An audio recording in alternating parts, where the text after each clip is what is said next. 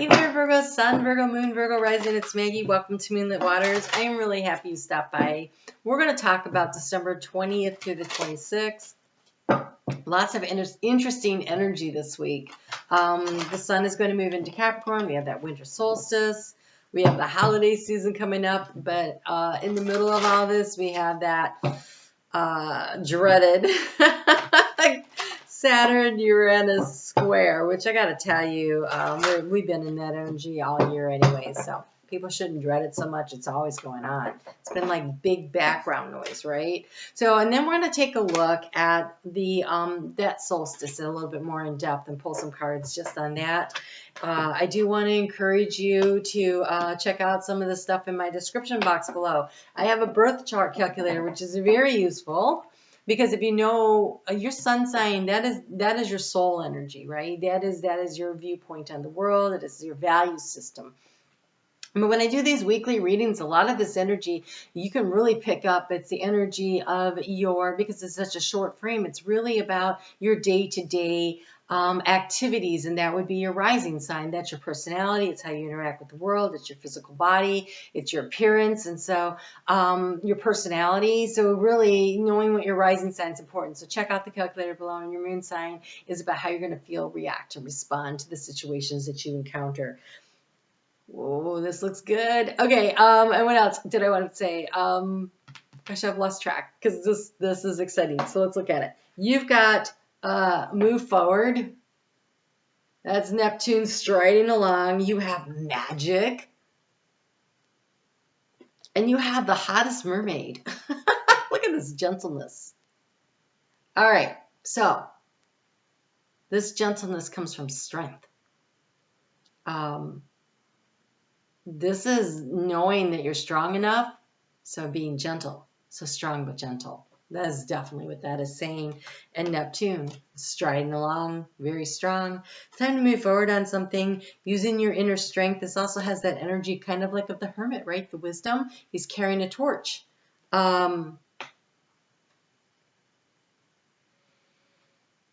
This is having done the retreat, going in, knowing what it is that you want, finding the light within, and then moving forward and then creating the magic. So that is really beautiful energy. That moon is in Cancer when we start off this week. Mercury is in Capricorn, which is a fellow Earth sign. So also your ruling planet. Of course, you know that, I'm sure. But this is energy that's in trine with Uranus and Taurus that wants to make changes and shifts. And so there's a communication factor trying to move things in that direction. But Capricorn is your fifth house. If you are a Virgo rising, this is your fifth house of creativity. And so creating the change through communication, research, knowledge, and wisdom. So this is really an amazing way to start this week. So super cool energy there. Then the moon moves into the sun moves into Capricorn at 11:59 a.m. Eastern Standard Time in the U.S. And so, I think I might not have mentioned the other one. The calculator that I have there is the time zone calculator because I can't do time zones. That's there. All right, so check that out. But this is the winter solstice here in the northern hemisphere. It is the summer solstice in the southern hemisphere. It is this shifting and this changing energy. And so we'll get into that more later. And then later in the day on Tuesday at 4:54 p.m. Eastern Standard Time, the moon moves into Leo. So the energy of the moon in Leo is tense because we already have this tension of Uranus in a fixed sign of Taurus and Saturn in the fixed sign of Aquarius, and now it's going to oppose the moon in the fixed sign of Leo, and so that creates that T-square energy again where two things are butting heads, and the outlet point is Uranus and Taurus that wants to shift things up, wants to make some changes. And so there's a lot of tension coming up to this exact square. It's kind of like someone blowing up a balloon and all of a sudden it pops. And when does it pop? It pops Friday morning at 2:17 a.m. And then after that, I think the tension eases for a number of reasons. But it's this ongoing tension. It's right there at 11 degrees, so it's right in the middle of the charts. Anything in fixed signs are really going to feel it. Earth signs are going to feel it. So I just feel like Air signs too. But everybody, it's just been building. So I think this week that while you're trying to get everything organized and ready for the holidays and everything, you're going to feel all this extra aggressive pressure from this. And you may not recognize it as that, except now that I've told you this, maybe you will. So,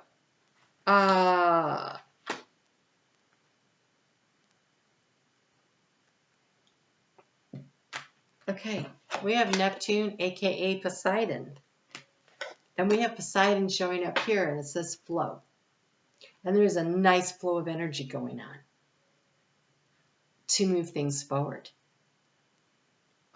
It is what's going on up in Capricorn. So let's talk about that. Venus is in retrograde up there. She's got a lot of work. She spent 4 months there doing a lot of work,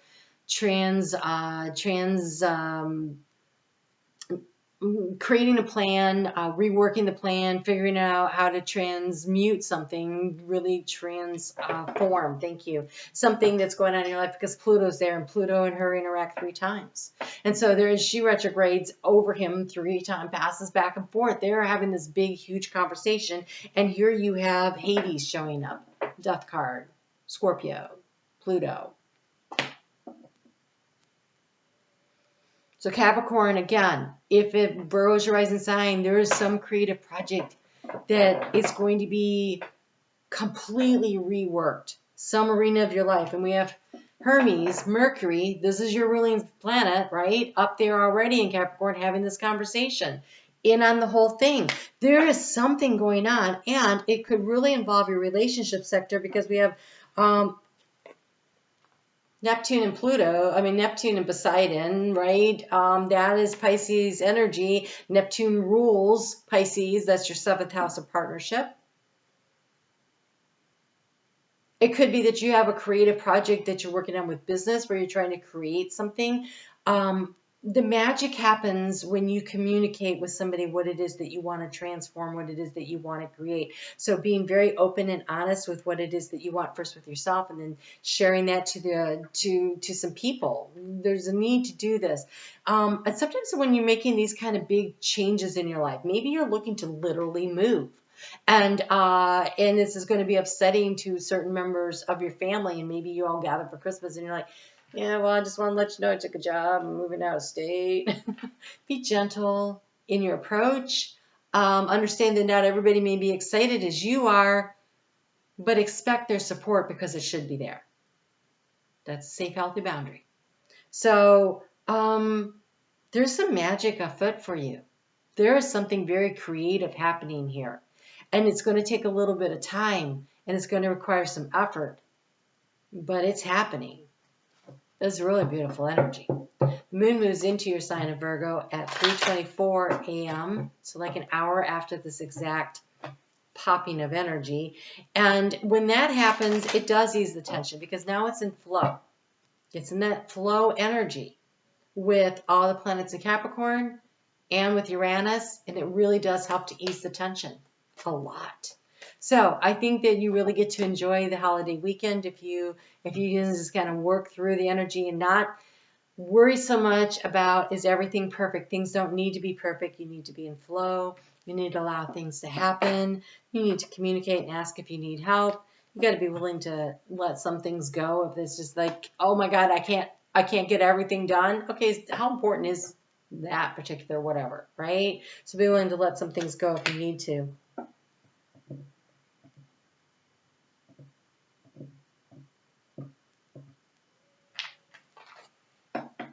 This is spiritual information coming to you.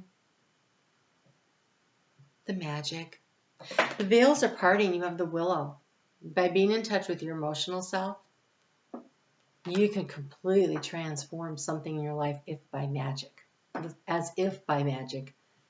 But it's really you making the magic. It is your self-belief. It is the knowledge that what you focus on, you will manifest and you will create. The veils parting also makes me think of the fact that we've got Venus going Cassimi on, that's a magical moment of enlightenment. That's January 8th. So it kind of spills out into that. The veils are parting. Doesn't mean that they've parted. So I feel like it's starting to open up and the light is starting to shine through. Information is starting to come in. If you allow yourself to be in flow with spirit, you will be able to transform a situation. You'll be able to move forward. You'll be able to create your own magic. That is fabulous. You're going to have a magical week. So if you celebrate Christmas, Merry Christmas to you. If you're in the UK or Canada and you get to celebrate Boxing Day, well, good luck. I mean, good luck. Good on you. Good luck, too, that you get what you want. And then happy Kwanzaa to those of you that are celebrating that. That is on Sunday. The moon will be in Libra on that day, which is all about creating relationship balance. And Venus is very much into that. So it promises to be a very gentle weekend after a very rough middle of the week. Let's go ahead and take a look at that solstice energy for you because this looks totally interesting. Totally interesting. What is the magic that you're trying to create and how can you use the energy of the solstice? I do want to say that we have a new moon coming up in Capricorn on January 2nd. And so plan now what you want to really focus your energy on to manifest something for yourself. That's the creative house for you, and all the stuff is going on there. It's going to be an important. It's going to be an important new moon. Thank you.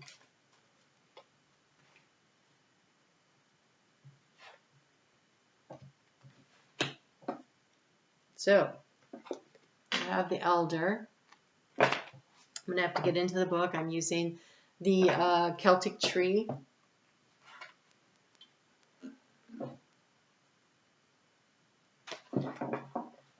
I don't use this book a lot, but because it's trees, it just feels so important and appropriate for, oh, you actually, okay, I do use it enough that's been shuffled well. You have 2 in a row. You have 15 and 16, so it's a progression of events. We have October 3rd through October 30th in the Northern Hemisphere and April 3rd through April 29th in the Southern Hemisphere. It is cranes, it is storks, it's the crow, it's magic. But it's information being brought to you, right? The stork, it takes 9 months. October 3rd would be almost 9 months, right? So it takes 9 months to birth a baby, right? Renewal, transformation, release, regeneration, cauldron, death, and rebirth, that Hades, right? Cycles, endings, and new beginnings, ancestors, ages, elders, and sages, transmutation. This represents a threshold, a doorway. The veils are parting, that you are approaching, moving forward. As you stand at the door, take time to review your year and to honor the Egyptian goddess of balance and discernment is available to you now. Heket, the crone for healthy composting of what no longer serves you. It is time to clean up after the harvest that which you have created in the last year. Let go of that which no longer is relevant, but save the seeds of new hope, new potential that you will care for over the winter.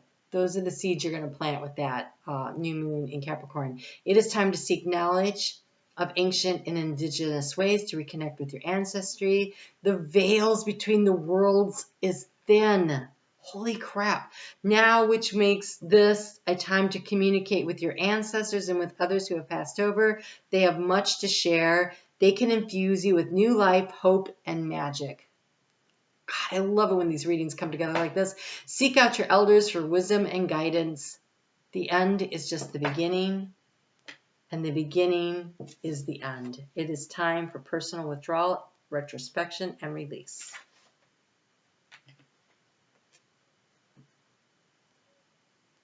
Okay. This one is the silver fir pine.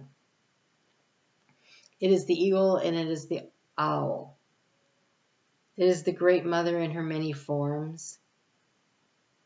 Foresight, higher perspective, inner vision, the higher self, the higher dimension, the unseen realm, the clear vision, progress, and insight.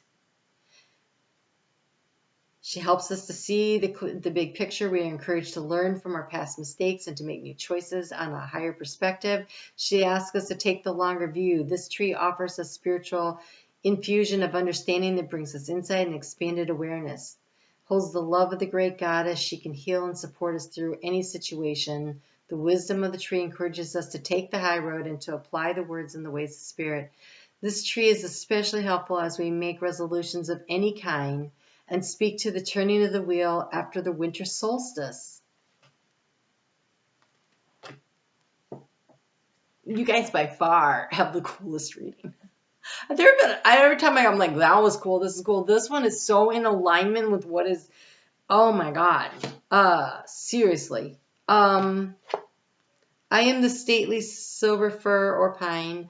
See how I stand on a tall mountain and look out over beautiful valleys and hills. See how I grow toward the heavens and stand tall. I encourage you to take a look at your life from the top of my branches. Here you can see the past, yes, but you can also look ahead to the future. In the future, you may see many choices. Which one attracts you? Imagine yourself having made that future choice. What are you doing? What do you love? Who are you with? How does it feel? If you can hold the energy of how it feels, you are 3/4 of the way to manifesting that. I'm telling you that right now. Now look back at yourself at the top of the tree. Allow your future self to speak. What does your future self have to say to you? Allow the wisdom from the future self to dream you and reawaken you. Let your future self inform you as you make new choices, new resolutions, which in turn will move you toward the future that pleases you.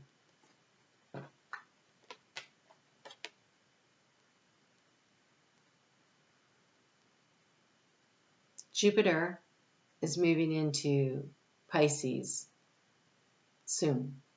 I don't have the exact date up in my head.